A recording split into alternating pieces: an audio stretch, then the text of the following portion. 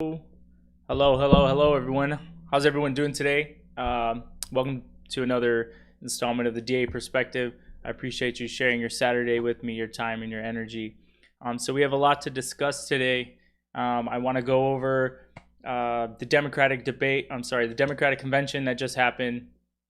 Some Trump voter suppression rumblings. We got some things happening in Belarus that have been brewing for a couple weeks now. Want to touch back on Beirut, see how everything's doing over there. And there's a few other things that I want to talk about as well. So hope everybody's having a good Saturday, and let's just jump right into it. So I want to start with kind of like a recap of the Democratic National Convention.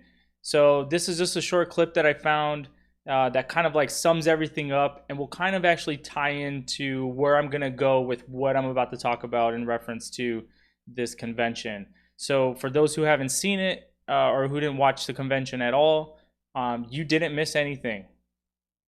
That's my personal opinion.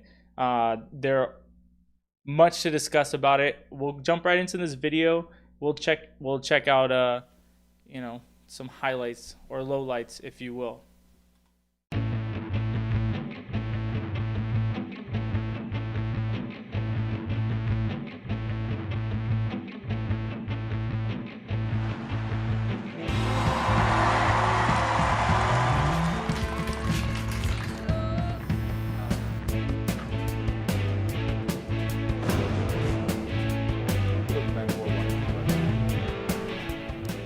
I never expected that my successor would embrace my vision or continue my policies. I did hope, for the sake of our country, that Donald Trump might show some interest in taking the job seriously.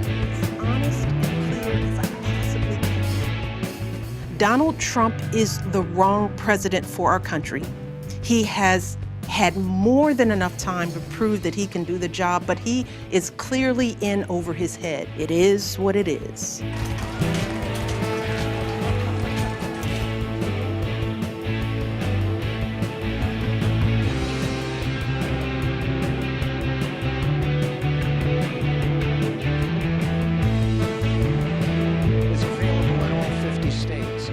The calamari comeback state of Rhode Island.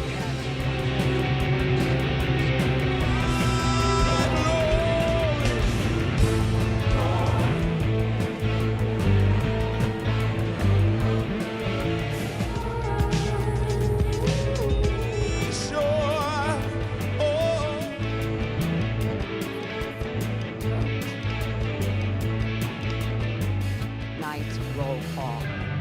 And don't forget, Joe and Kamala can win by 3 million votes and still lose. Take it from me. Family is a shelter. My second mother.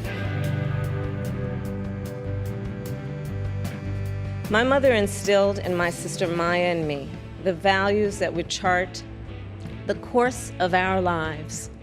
She raised us to be proud, strong Black women, and she raised us to know and be proud of our Indian heritage.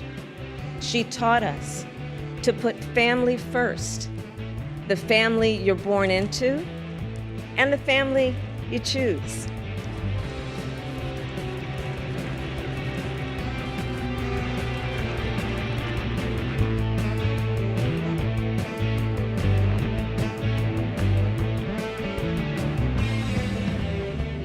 Love is more powerful than hate. Hope is more powerful than fear. And light is more powerful than dark. This is our moment. This is our mission. History will be able to say that the end of this chapter of American darkness began here tonight as love and hope and light join in the battle for the soul of the nation. And this is a battle we will win, and we'll do it together. I promise you.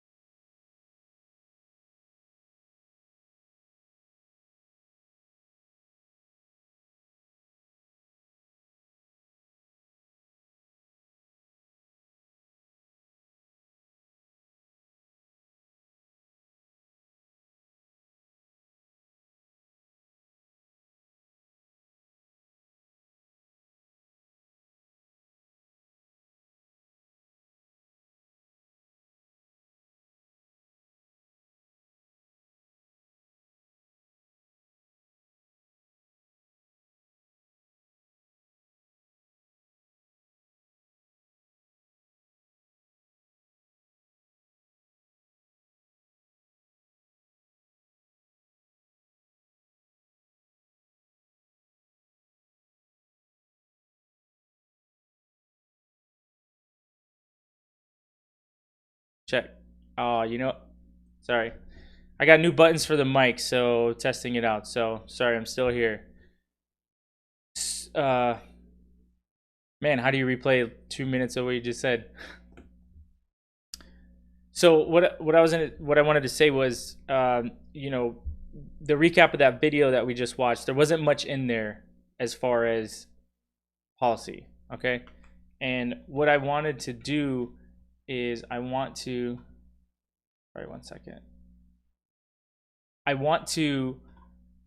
highlight something that I noticed. Sorry, give me 1 second. Let me make sure this is all good to go. I jacked that up with the audio. Okay.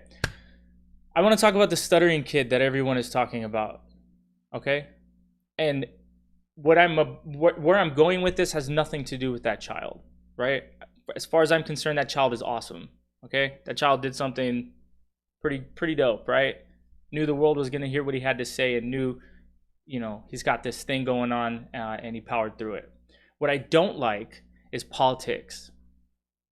And, how ironic, Derek, you do a political show all the time. You don't like politics? No, I don't like the political game and how it's nefarious in some ways. I find it incredibly disingenuous to parade out a child in front of the nation only to make a connection between a candidate's issue, a personal issue, that can be tied to what the media is saying about them right now in this moment, meaning his cognitive and mental state.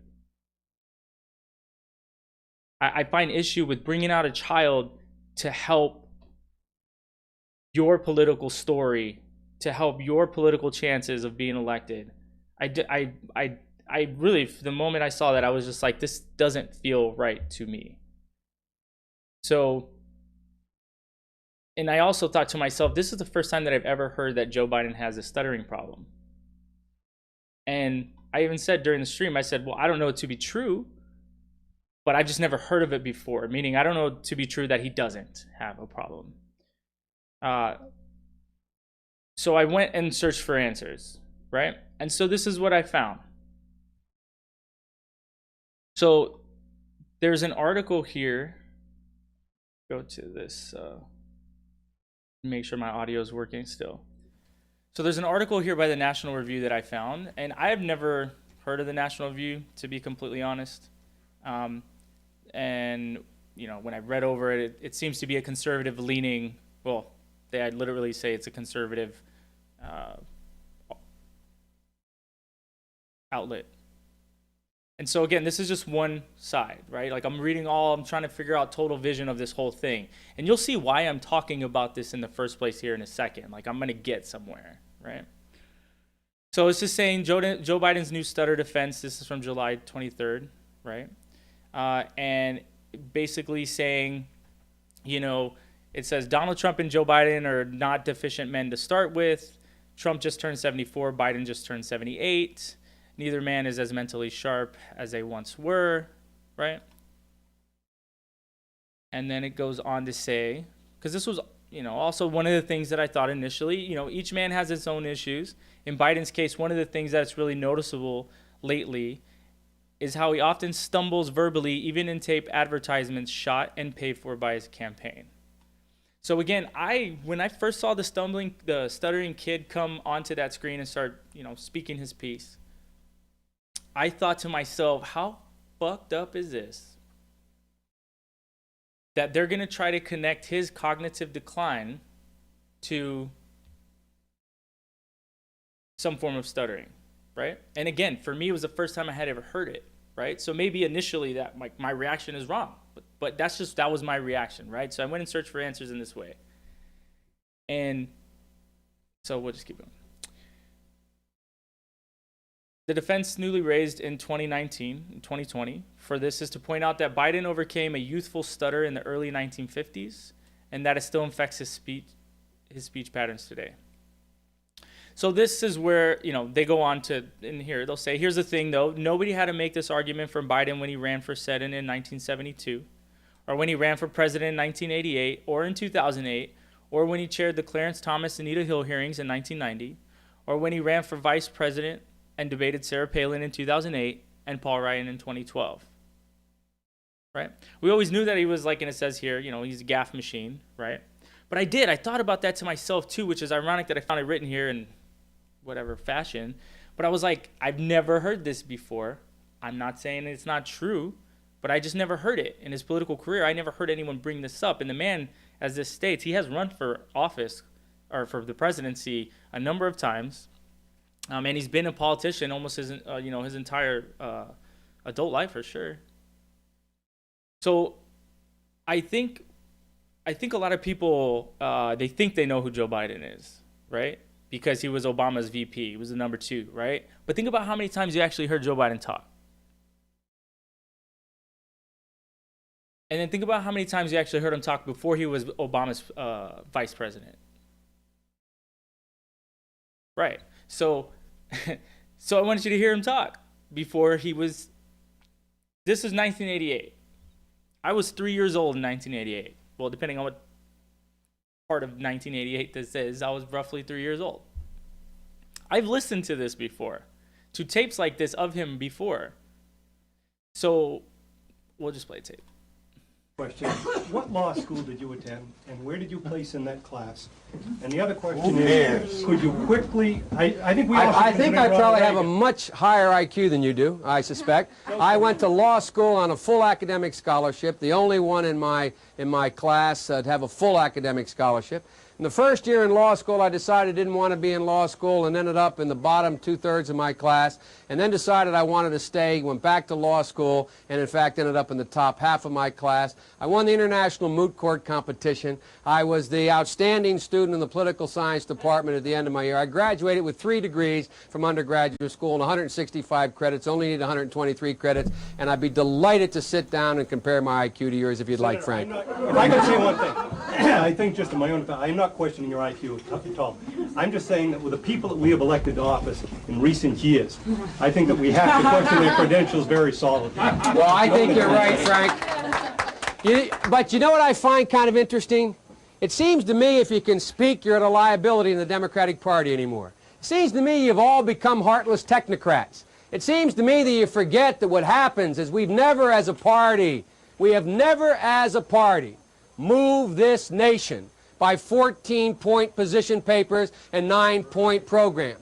It seems to me that when we got involved in the civil rights movement, Frank, nobody asked Martin Luther King what his legislative agenda was. He marched to change attitudes. When the women's movement started, it did not move with a constitutional amendment. They marched to change attitudes. And this party better understand full well that it's about time we change our attitude and we begin to change the attitudes of Americans about what their responsibilities are to the poor, about what their responsibilities are to other people, and about what our responsibility in the world is. And that requires changing attitudes. But Frank, I promise you, you'll see my 15-point plans and 19-point position papers, and you'll be able to make a judgment when Gary Hart and I stand there. Who knows more about foreign policy, Gary or me? And when you see that Dick Gebhardt and I stand there, you'll be able to make a judgment whether Dick Gebhardt or I know more about economic policy. But ultimately, Frank, this country needs a leader, and leaders change attitudes about people. And it's the ironic twist that in the wake of Ronald Reagan, that the only one thing he knew how to do was the one thing that is now being the currency of which is in fact being devalued so much. But So I think what he was talking about at the end was talking about Reagan's policies, economic policies around the dollar and the devaluing of the currency. If I'm wrong, correct me on that. But why I wanted to play that clip was, obviously it's easy to take a clip of someone who is now 77, take a clip of them, I don't know, someone help me out with the math there. That's 1988, a long time ago. And obviously they're going to appear, way sharper, right? I mean, I had more energy 15 years ago than I do now. But I'm playing that because it matters, right? It matters in the sense that you're vying to be the president of the United States, to be the top elected official in our land. And there has been this swirling debate about your cognitive abilities and or decline. And I think it's fair to want to assess that based upon your previous action, your previous ability, your previous sharpness, right? And insofar as pulling all that information together, I just still don't like the way that kid was presented. And I think it's very disingenuous, and I don't like it. And we'll go on to some other... Here, give me 1 second. And the reason why I don't like it... Oh, and I wanted to share that there has been documented history of him bringing up this same issue on more than one occasion. I'm not going to play the videos, but they're here. Here's a video. This was posted February 5th of 2020. This was a town hall that he was doing when the primary was happening, and the question was asked to him about the stuttering as well. And then there's another video of him here on The View. I don't know if this is exactly from 2010 that's dated on this video or not, but I mean, it's definitely a dated video. This actually has Barbara Walters on it still. Let me mute this real quick. Yeah, it's got Barbara Walters on it still. You know, the old View crew. So yeah, I mean, through my history, I realized, okay, this has been a talking point of his campaigns for quite some time, right? But there was a lot of other times, like this article here mentioned, where it wasn't brought up at all. And so I don't like when people play cheap cards to win cheap wins, for lack of a better term, right? I don't like it to be disingenuous. And again, not even just going on disingenuous, you know, here's him in his own words, kind of trying to not... Here, I'll let him speak for himself. And this is him on stuttering being to blame for verbal missteps. This is the...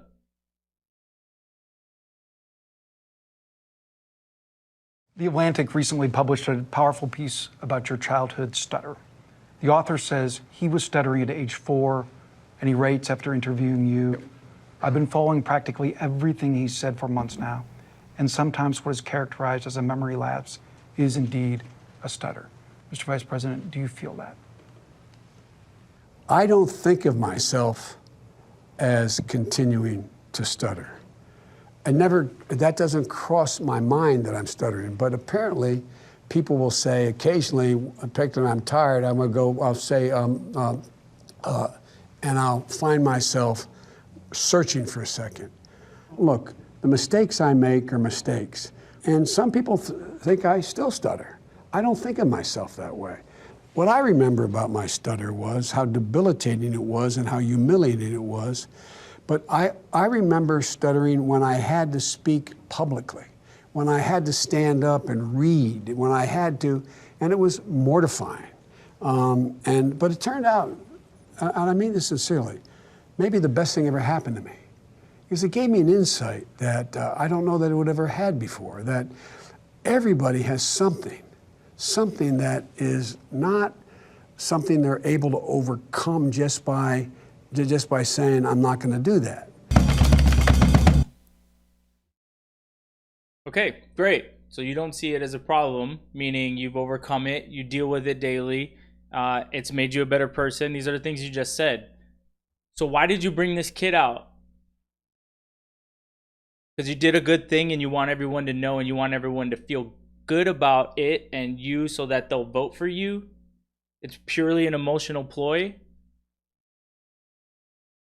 I mean, that's how I perceive it. I perceive it as the Democrats believe that voters are only motivated by emotion and not any form of substance.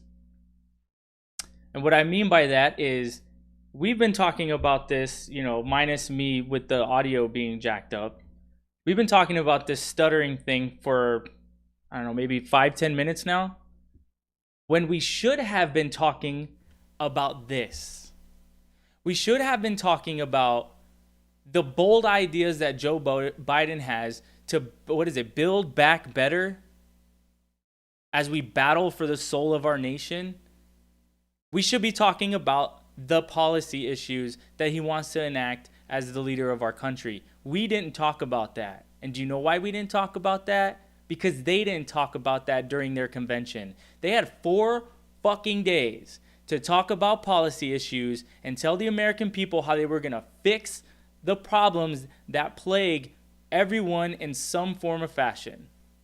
But they didn't. They didn't talk about sustainable energy, how to actually implement it. What are you going to do? He mentioned something about building back the infrastructure. He didn't talk about how he was going to create jobs and get people back to work amid the coronavirus pandemic, although they talked about the coronavirus pretty heavy at the beginning of his speech, if I do recall correctly. All just kind of dancing around an actual issue and never actually saying what the answer is or what their perceived solution is, so that we as voters can actually decide, do I like your solution better than what the other person or party or peoples are offering? And to me, this is a major problem with our American elections. This is why nothing gets done. We vote for people because we like them, not because they're actually going to fix anything, or, you know, that now they're to the point where they're not even telling us that they're going to fix anything. So are they going to run this whole campaign on just making me feel good? Sorry, let's go. So here, we got Biden's agenda for women. We have support for small businesses. We have bankruptcy reform. We have combating coronavirus. We have, what is this? Made in America, made in all America by all America's workers. What is that? Mobilize talent, grant, and innovation of the American people and the full power of the federal government to bolster American industrial and technological strength. Oh, I understand what this is. Why didn't you tell us that this is your plan?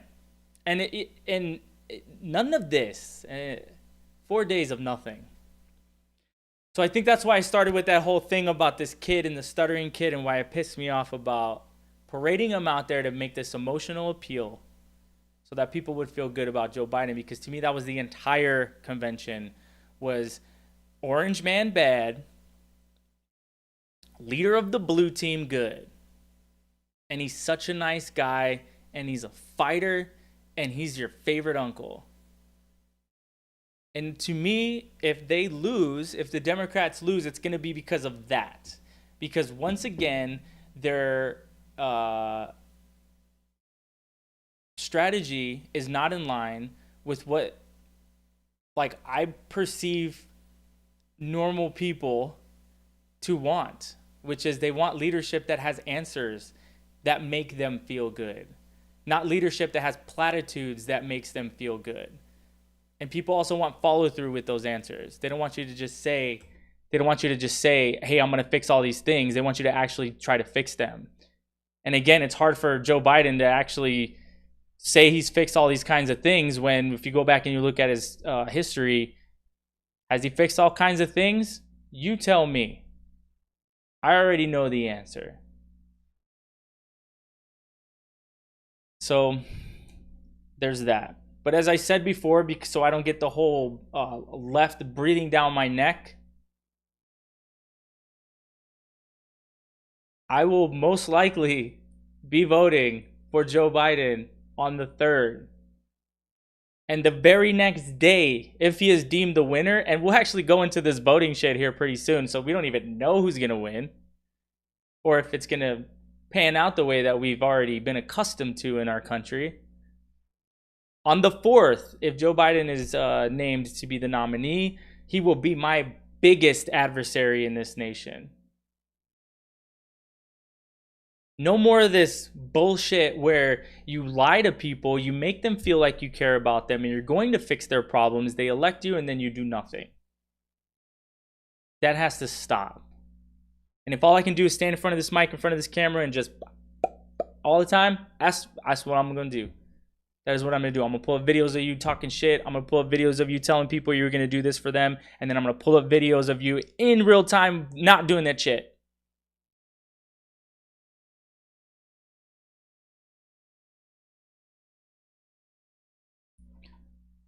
So speaking of the election, natural transition. So let's move on to the, voting suppression debacle, voting. Some people say it's being fixed. Whatever you want to call what's happening now with our electoral system, with our election system, our ballot system. something is happening right now with that system. So let's talk about it. So here's a video of Nancy Pelosi talking about Orange Man bad. Look, don't pay any attention to what the president is saying, because it is all designed to suppress the vote. He's going to have law enforcement. That's in their playbook. We've seen their playbook. It's in their playbook that they'll have people intimidated to vote by having ICE agents or other law enforcement there to instill fear in people as they show up. Why are they here? It's scary. But ignore that.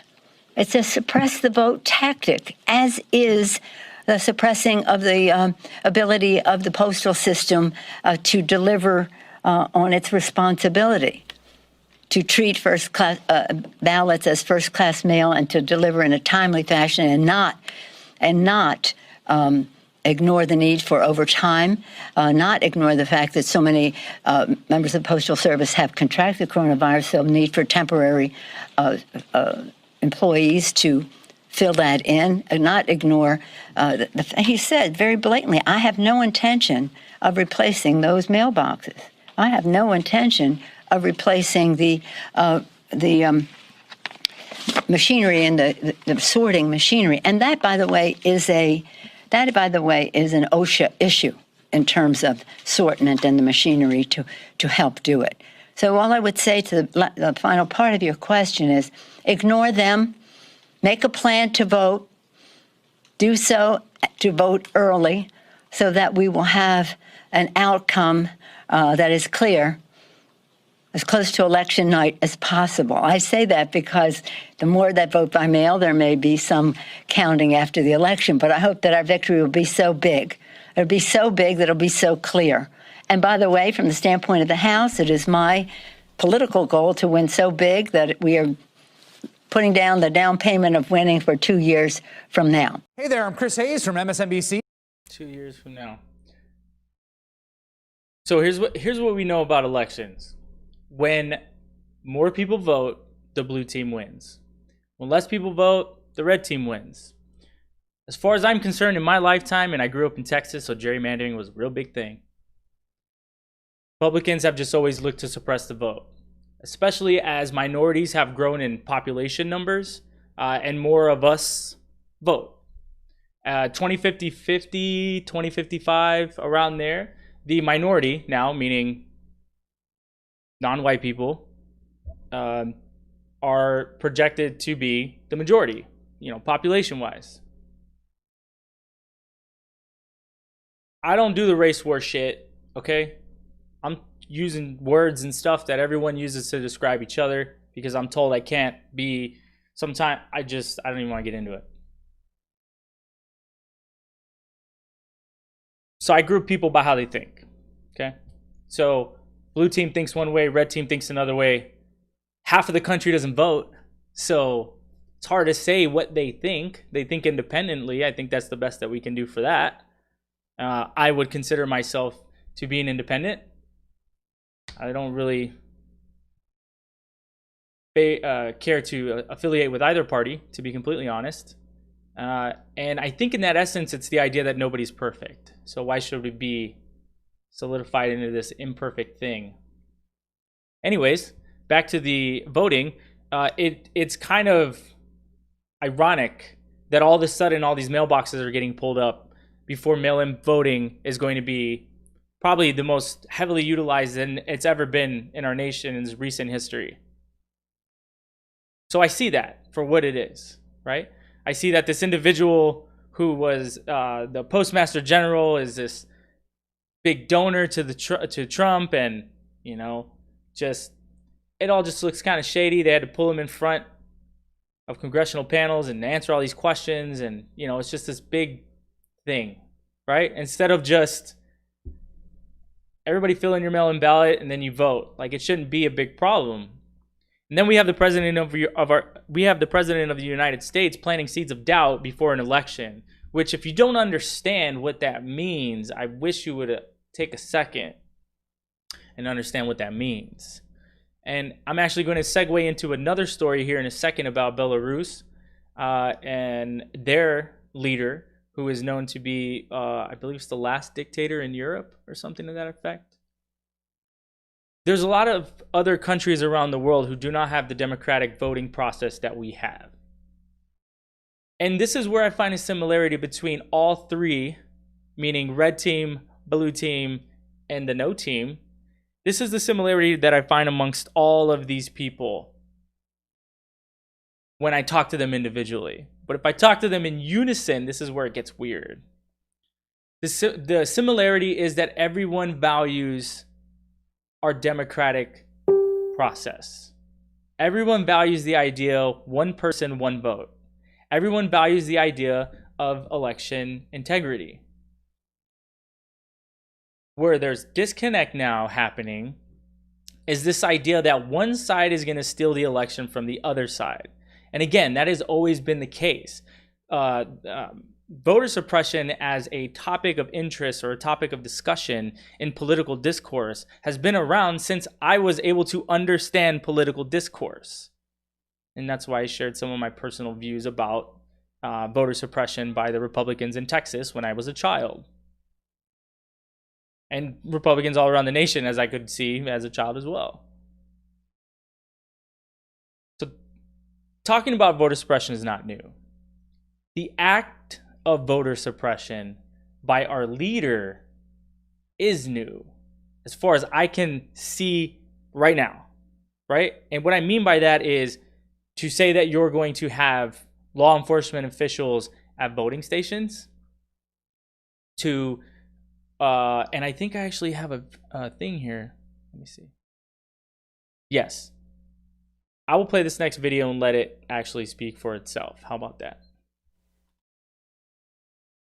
Law enforcement and attorneys general are some of the people that President Trump said he wants to send to poll locations for the upcoming election. During a phone interview on Fox News, Sean Hannity asked Trump how he planned to monitor voting in the name of guarding against voter fraud. Trump listed quite the lineup. We're going to have everything. We're going to have sheriffs, and we're going to have law enforcement, and we're going to have hopefully U.S. attorneys, and we're going to have everybody, an attorney general. CNN reports it's unclear if the president has the authority to do this, with Rick Hasen, an election expert at the University of California at Irvine, telling the outlet that the Trump campaign could hire off-duty police to monitor the polls. But President Trump wouldn't have authority to deploy local law enforcement. Still, the news outlet points out that the Trump campaign is recruiting tens of thousands of Republican volunteers for what they said could be their largest poll-watching operation. Trump's comments on sending attorneys and police to polls come after voting rights groups and some Democratic officials have said the president's previous comments, especially against mail-in ballots, are an attempt to suppress voters. Right, so all of those things aren't like, how do I say this? I can't say, it's not that he can't do these things, in a sense, like he is at liberty to organize volunteers to go watch polls. As far as I'm concerned, I don't know that there's any laws against that, right? And to the credit of the red team, y'all organize better than the blue team, just hands down. Y'all mobilize like no other, and I will give credit to that, right? Even if I don't agree with it half the time. But this idea that the president himself is like, at this point in time, like, yo, let's start stirring up the idea of voter fraud in a way that it's never been framed before.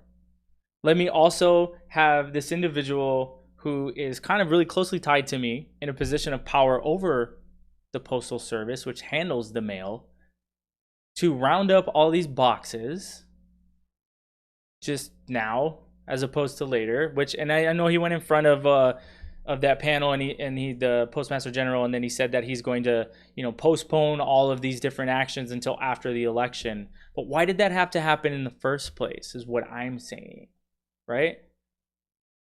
So the reason why that stuff bothers me is because I personally feel like we're on the verge of something, just like our it's crazy because People who follow Trump believe that they're preserving democracy in America, right? And the people who are in opposition of Trump believe that they're preserving democracy in America, right? So it's you have to figure out what you think is the right move, right? Because there's only two choices about this: Trump wins or Biden wins, right? And to be honest with you, like, everyone always really focuses on the top two people. Like, everyone really focuses on the president, right? When they don't actually really focus on everything else that forms the power structure around that individual. Case in point, I personally do perceive Joe Biden to be in some form of cognitive decline. And I think it might just be because the guy's getting old. Like, why are we not allowed to say that? Right? But this idea that the blue team has to win, and they were so scared of Bernie Sanders knowing that he could win, but that the power structure around Bernie Sanders was not their power structure. So they would do anything to protect that power structure. And again, this goes back to things I've said before. We live in an oligarchy as much as I've said the word democracy 17 times thus far. The powerful elite, the rich people in this country, they rule. That's why they're called the ruling class, right? It just so happens that now we have someone who was part of that class in a different way, like a publicly facing rich person, as our president. Normally our elected officials are super rich in the background, but they don't put it out in the front for people to know.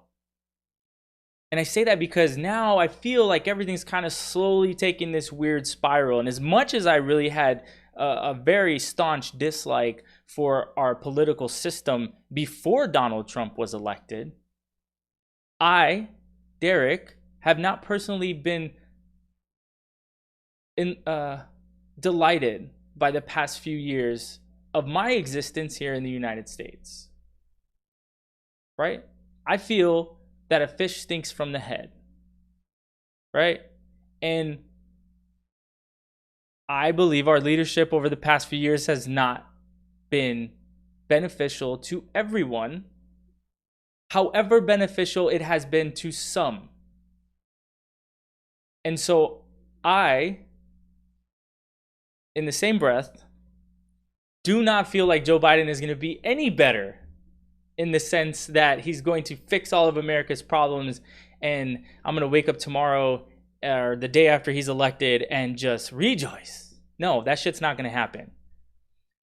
The difference for me is I feel like if Trump wins again, we push closer to what everyone was so scared about Bernie Sanders. And I'm not saying the label, I'm saying the idea. Everyone was so scared of Bernie Sanders and they cried Venezuela, socialism, communism, right? Basically, too much power within the hands of like one individual or one small group of individuals that ruled, over the land. How is that different than what this fucking guy is trying to do right now? And how he talks about how he runs our country. This is what is so mind-boggling to me. And I freaking love all you guys. I love you red team dudes and gals and everyone on the red team, regardless of affiliation. But I just see this like, and even on the blue team, same thing. They feared Bernie Sanders because they also cried socialism. I think I'll have an easier time getting my point across and defeating the idea of the blue team's capitalism than I do of the red team's capitalism. And I think that's what I was trying to get to. Because I also feel like with the red team having Donald Trump at the top, he has like dictator tendencies, That's going to be a lot harder to fight. I mean, he's already exhibited the qualities of someone who actually will send the armed Americans against other armed American or unarmed Americans. And we saw that when he used those armed Americans to push out the unarmed Americans so he could cross the street and take a picture with a Bible in front of a church. That's some dictator shit, man. That's some Venezuela shit, man. So like, here's the deal. I think what I'm doing is I'm asking like the red team to join me in like fighting the blue team. That's really it. And everyone else who's not affiliated with any team, and even people on the blue team, I'm asking everybody, join me in the idea that we pick the lesser of two evils, the weaker of two evils, and then we fight that thing, that power structure, that leadership to get what we need.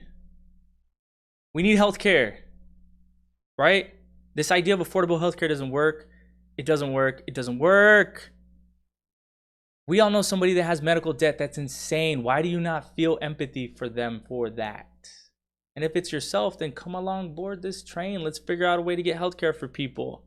We need jobs back in this country, right? Or sustainable jobs, and jobs that actually pay people a living wage. Not $7.25 an hour. And I know minimum wage is a real big debate for people, but I don't think y'all... I don't know what it is. I don't know how to get through to people about the minimum wage. I really don't. I'm working on it though. But I personally believe $7.25 is not a living wage. I really don't. We need to fix the education system in this country. Let's be real. A great portion of this country was not built with generational wealth. And if you believe that they don't deserve the right of an education, let me know. Right? I'll start a petition. I'd love for everybody's name to publicly be on that petition that says, I do not believe that children in the United States are entitled to an education as they grow up and become citizens of the United States. And then I'll have another petition that says, do you believe that we have enough money for war, but we can't provide all these other services to people that they need to include education? So we'd rather drop bombs instead of books. That's where I'm coming from with that. I was in the military and I have a graduate degree. I have a lot of debt for learning. There's so many benefits that came from me being learned to kill and hurt people. That's a crazy world that I live in.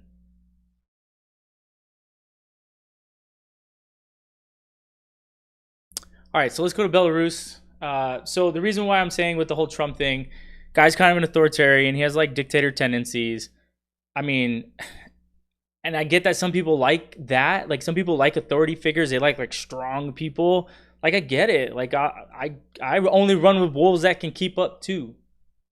Right? But they're ethical wolves. I don't fuck with wolves that just eat and hurt everyone. Right? And don't care about certain people. I need a little bit of empathy and sympathy with my wolves. You know what I'm saying? All right. So if you don't know what's going on in Belarus,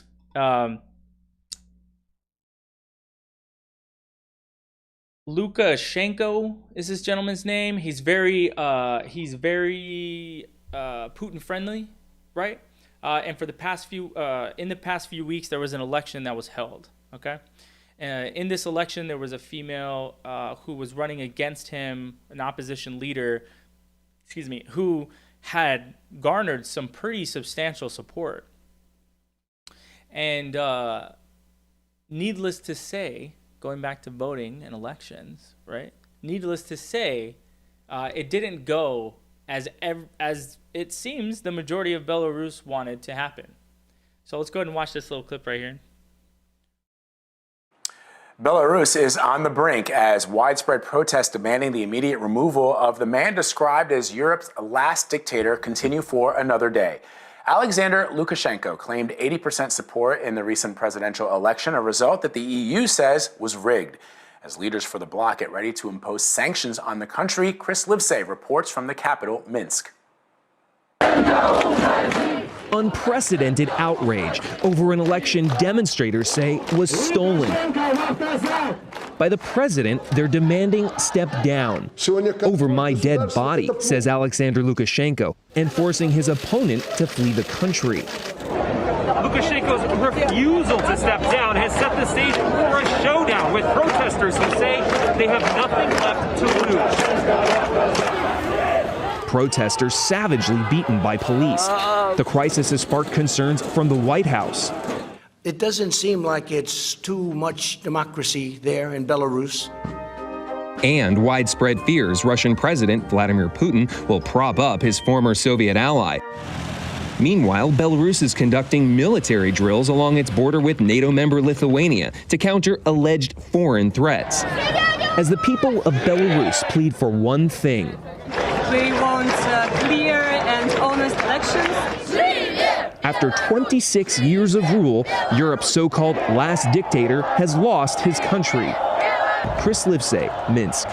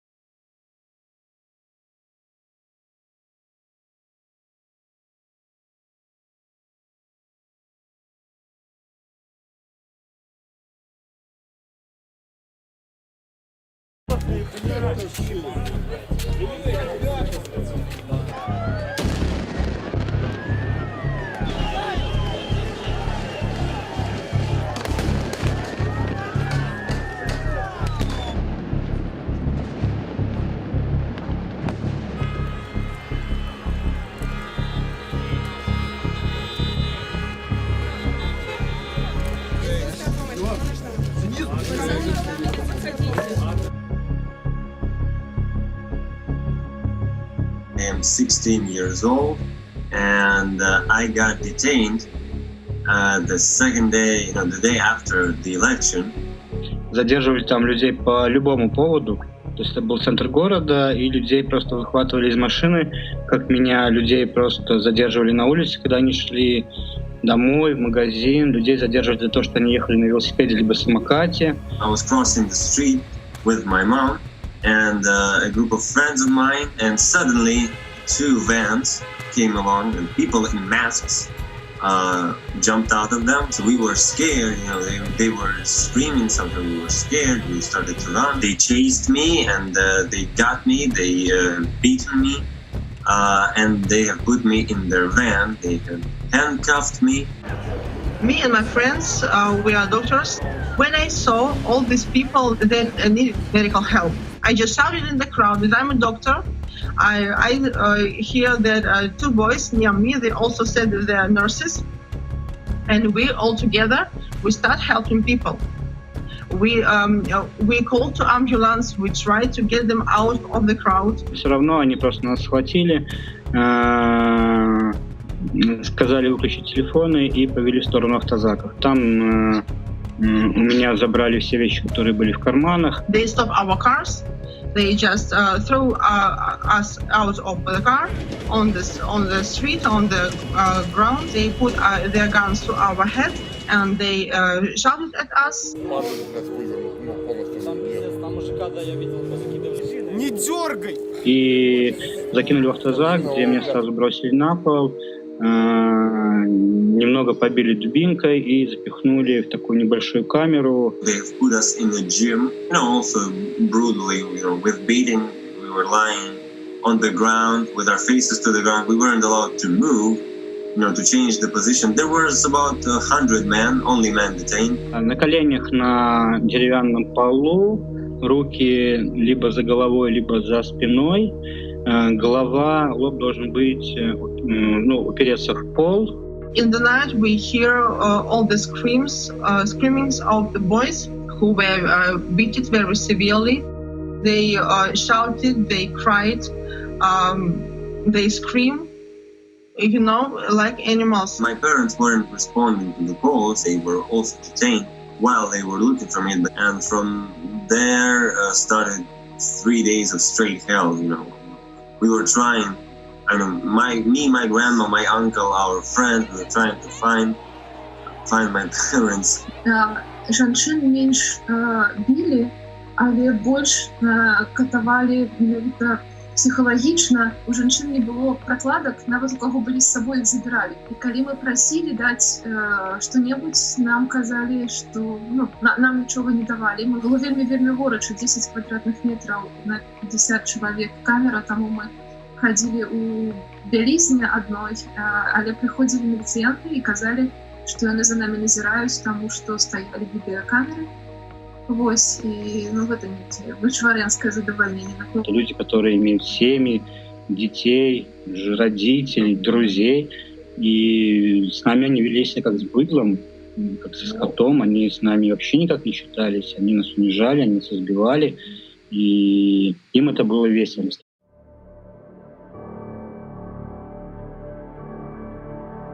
Мы никого не испугали, они просто нас зачем-то тупо унизили. Тупо мы потеряли 2 дня больше жизни, нас морили голодом, нас, грубо говоря, пытали, но мы по-прежнему любим Беларусь, потому что это была демократическая, свободная страна, где не было закона дубинки и берстки. 7 тысяч человек было задержано за эти 3 дня. 7 тысяч, вы представьте. Вот насколько. И сколько людей вернулось инвалидами, моральными, физическими инвалидами. Поэтому задело каждого. И вот все вышли против того, что нас бьют. Уже не только против Лукашенко, а против того, что нас избили, нас тронули.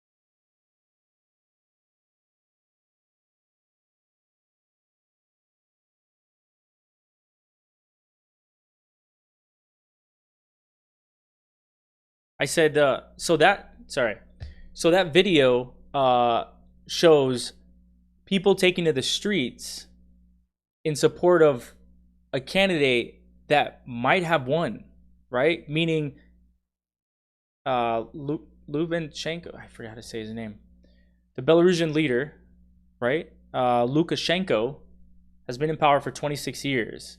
And in an effort to retain power after this election, in opposition of people who have taken to the streets to challenge the election results, he sent what legitimately looks like a militarized force to suppress those protests. That's what dictator shit looks like, right? Can we all agree that that person is a dictator? That person is using a militarized force on seemingly peaceful protesters, right? I know that's another buzzword that drives people through a damn spiral, as if there are no peaceful protesters anywhere. The majority of protesters are peaceful. You know that as much as I do, okay? But law and order prevails in Belarus, and Lukashenko will not have anyone challenge the election results that deem him to be the leader of that country, right? So he had those people beaten. And as you can see, when they open that door, all those men walking out, they don't arrest people like that here in those numbers. Not yet. It's getting closer. So remember the images of the militarized police force pushing back the people in the Belarusian video we just watched, right? Now tell me how it's different than this video that I'm about to show you right now.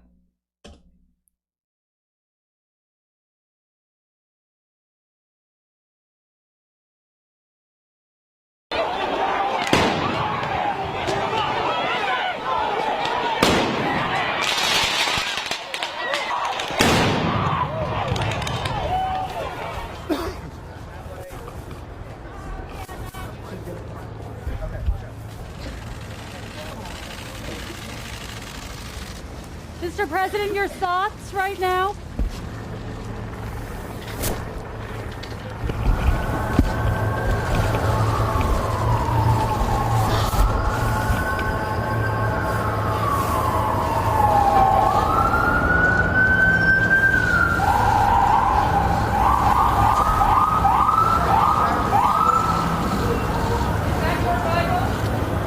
State Bible. What are your thoughts right now?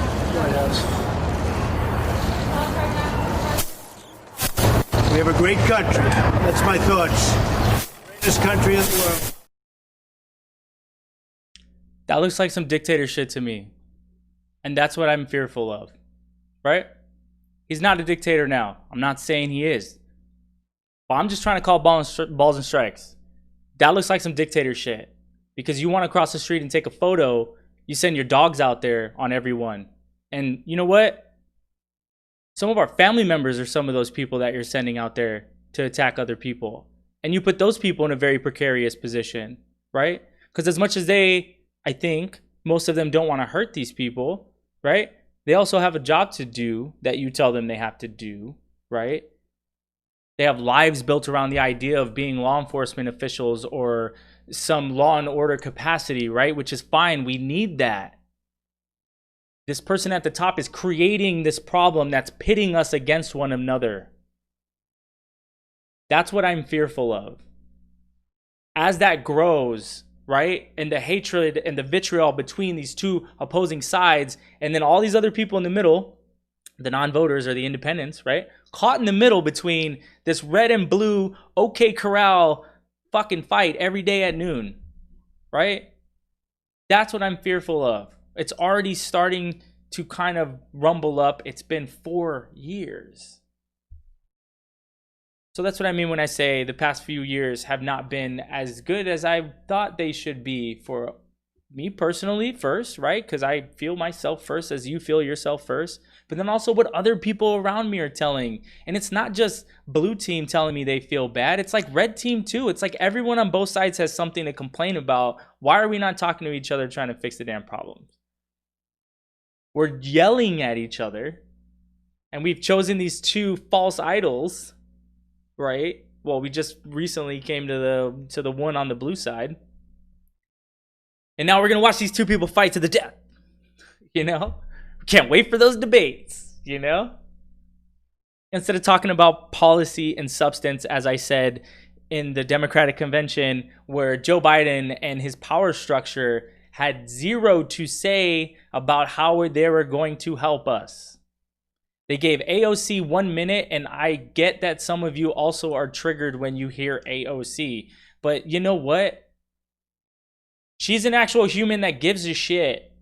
Whether you like her tactics or not, whether you like what she stands for, whether you like her policies, you can't deny that there's some empathy inside of that woman that compels her to go against the grain in the fashion that she has, in the same way that you like how, some of you like how Donald Trump goes against the grain and there's something inside of him that compels him to, you know? Let's start looking for those things that connect the dots between what all these different people are saying. Let's find this place in the middle and start demanding that our politicians give us those things in the middle that benefit all of us universally. So I wanted to... Oh, so here's... Okay, so this will be the last... Nope. Okay. So I got two more kind of Trumpy things. It's not like super Trump bashing. I mean, I'm calling balls and strikes. This is this is what I'm seeing, right? So do you guys remember when Donald Trump was running for election? Do you remember when Donald Trump was running for election and all these other people had things to say about him in opposition? Haven't heard him in a while, right? Let's hear him right now. I want to talk to the Trump supporters for a minute. I don't know who you are, and I don't know why you like this guy. Whatever he does, he accuses everyone else of doing. The man cannot tell the truth, but he combines it with being a narcissist. A narcissist at a level I don't think this country's ever seen. And my concern is that he would grab up that power and really treat the country as sort of his little bully fiefdom. Donald Trump is everything I taught my children not to do in kindergarten. He's been exploiting working Americans for 40 years. He's a race-baiting, xenophobic, religious bigot. He says he's for the little guy, but he's actually built a lot of his businesses on the backs of the little guy. You know, Donald Trump the other day said that, quote, if he tells a soldier to commit a war crime, the soldier will just go do it. And I don't think Donald Trump has even read the Constitution, knows what's in the Constitution. A toxic mix of demagoguery and mean-spiritedness and nonsense. I just cannot support Donald Trump. Donald Trump is a delusional narcissist and an orange-faced windbag. Donald Trump is a con artist. He doesn't know the difference between truth and lies. He lies practically every word that comes out of his mouth. I think he's a kook. I think he's crazy. I think he's unfit for office. Okay, so you're like, okay, Derek, why did you play that video? You're just an orange man bad guy. No, it's just like, seriously. These people literally years ago, very short 4 years ago, said all of these things that the blue team is saying now about Donald Trump, right? And again, when I was talking about being open-minded and just like kind of listening, you know, being empathetic, putting yourself in other people's shoes. How is it that now? How is it that now all of the people in this video, all of them went from saying those things about this person to what they all say now, which is not those things. Not those things. And you know that. You know that, I know that, right? They all fell in line. The worst one to me, honestly, I think is like, and it's more of kind of like, I don't know, a lot of people are really, what's the word? A lot of people really give a shit about like pride and respect and stuff, you know? And so like for Ted Cruz, for what dude said about his wife, I mean, like, come on, man. Like, we have to draw boundaries. Like you can call me whatever you want. And to be honest, like for the most part, it doesn't mess with me. I will say that the one time I kind of lost my mind a little bit at the Columbus statue video I did, and I got all this freaking hate, all this fucking hate, like that kind of messed me up for a little bit. I think it was just like the amount of people, and I wasn't ready for it. I didn't prepare myself for it. But normally throughout, right, I'm pretty good. You can say whatever you want about me, you know, for the most part. I don't really care. You don't really know me. There are certain triggers that I have, like everyone else. But I think a line in the sand for me would be if you made disparaging remarks about my, you know, significant other during a campaign. You know, I don't think I would ever have anything nice to say to you after that unless you actually made a genuine apology, which I don't think he did. So I find it ironic that Ted Cruz came back and just kind of like really, you know, burns the torch for Trump, or that's, I don't know what I was trying to say.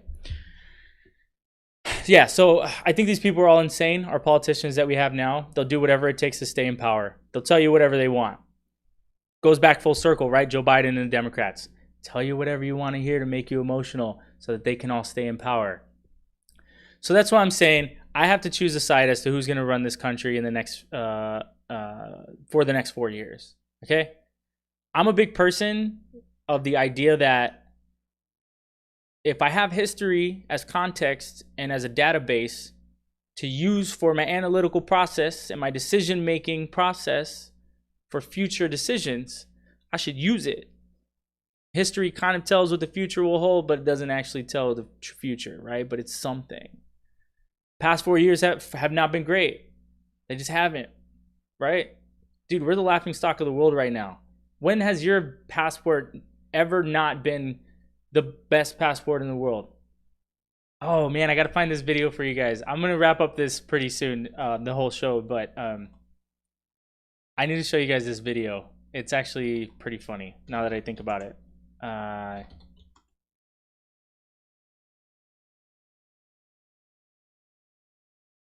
Is this it? Yes. Okay. Okay.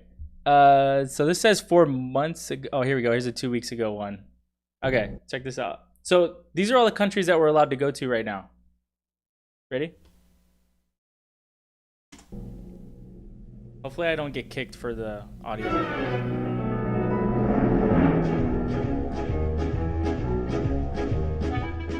Mexico, Republic Dominican. Oh, he's saying every country in the world, by the way. It's a song. The song is every country in the world, and he's just going to only say the ones that we can go to. Proceed, Jacko.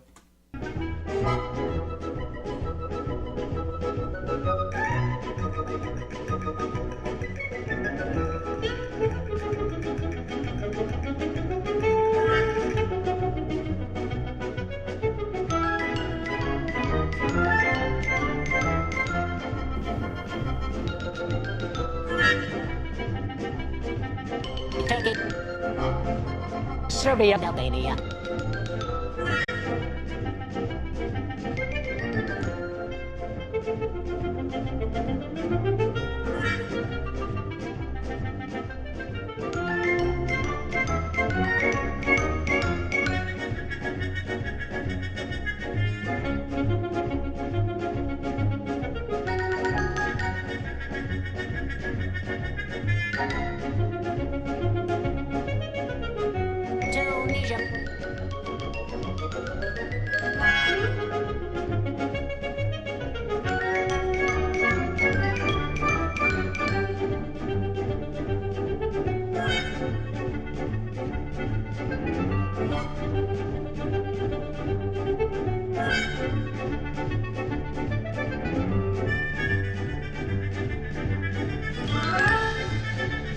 impossible. Macedonia.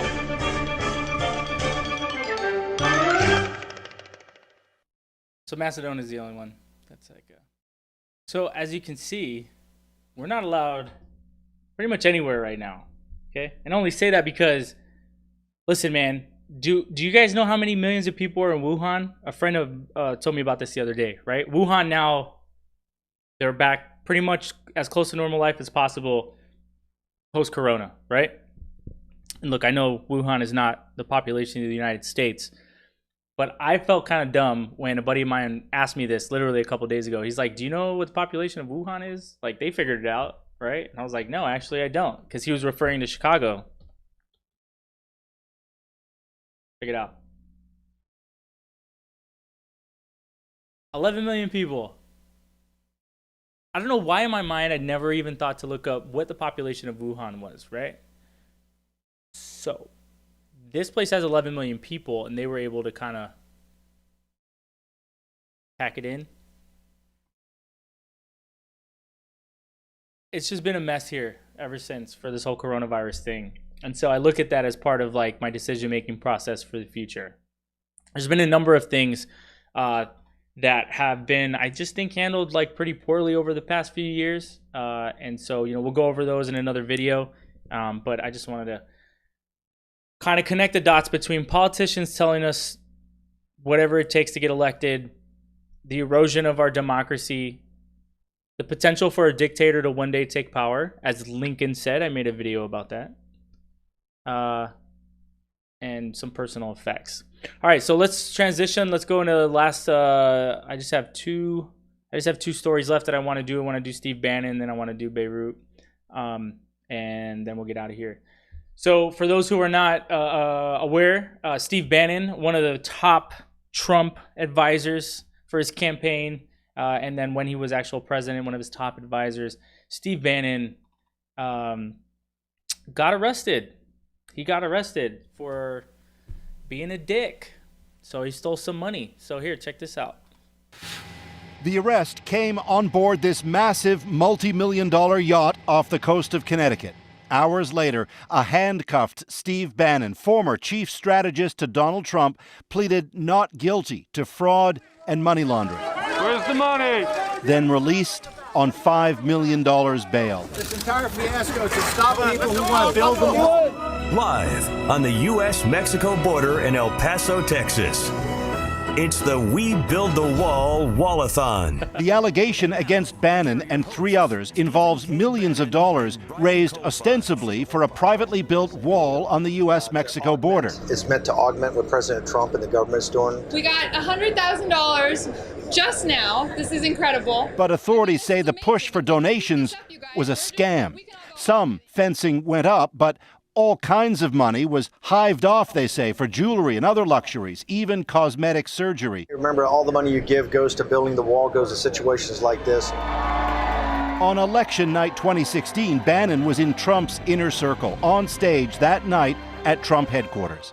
A fixture in the president's early days in the White House, he was seen as a key factor in Trump's rise to power, later dismissed by Trump, though just last year, Donald Trump Jr. seemed all good with Bannon's wall project. This is private enterprise at its finest. I think it's a very sad thing for Mr. Bannon. I think it's surprising. Said the president today he's not dealt with Bannon in a long time. I know nothing about the project other than I didn't like, when I read about it, I didn't like it. Bannon joins a lengthy list of former Trump insiders now indicted or convicted or in jail or facing jail on a variety of crimes. Trump has distanced himself from all of them. Paul Hunter, CBC News, Washington. So, I mean, we all kind of have an idea of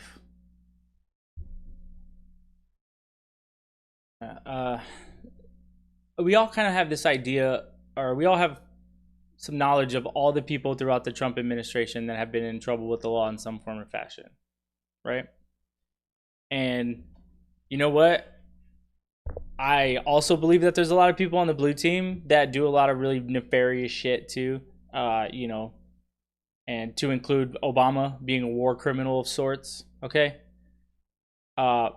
But I think in the way that we've seen it again in the past few years from all the people that Trump surrounded himself with, it just, to me, seems too close to the edge on some form of like dictatorship, or just the idea that you'll surround yourself with all these really powerful people that are willing to do these really bad acts so that you can stay in power and all of you guys can be rich and cool together. You know what I mean?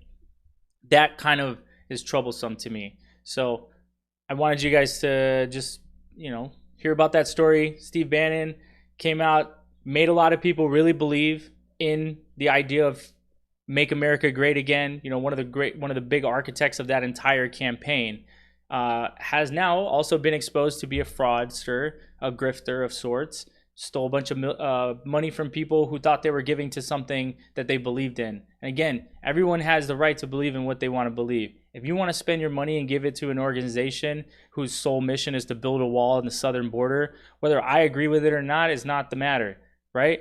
What does matter is that your money should not be stolen from you and put on some yacht so some guy can go hang out with some other rich people and shit, right? I don't know. Choose better friends, I think, I would say. So the last story that I want to do is I want to cover Beirut. So it's been a few weeks now that explosion has happened, and people are still hurting. People still need your support. And I wanted to show. So I found this video. There's no audio to it, so it'll just be silence. I'm not gonna play any audio or anything through it. It's some drone footage of the wreckage. It's about 2 minutes, and it's pretty. It sucks. I really feel bad.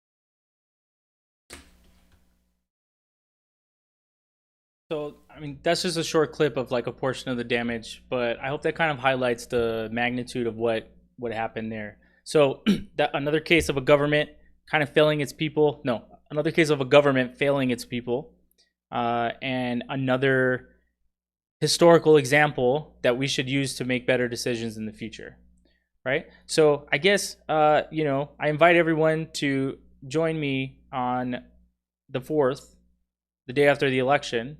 If Joe Biden is elected president, going into war with Joe Biden. And if Donald Trump is reelected as president, also going to war with him too. In the effort to finally get for the American people some form of resolution for all of our issues. So thank you for joining me on this journey today. As always, on the DA perspective, I may not always be correct, but at least I started the conversation. Peace.